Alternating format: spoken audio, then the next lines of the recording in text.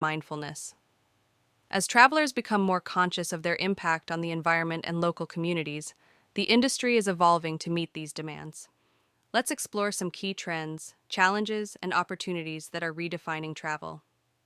Trends shaping the future of travel: ecotourism.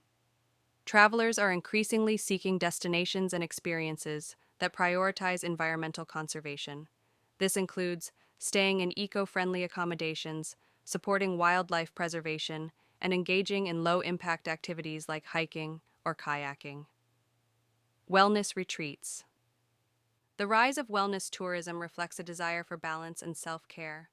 From yoga retreats in Bali to meditation centers in the Himalayas, travelers are prioritizing mental and physical well-being. Slow travel.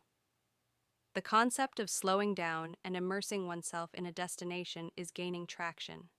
This means spending more time in one place, connecting with local culture, and reducing the carbon footprint associated with frequent travel. Regenerative travel.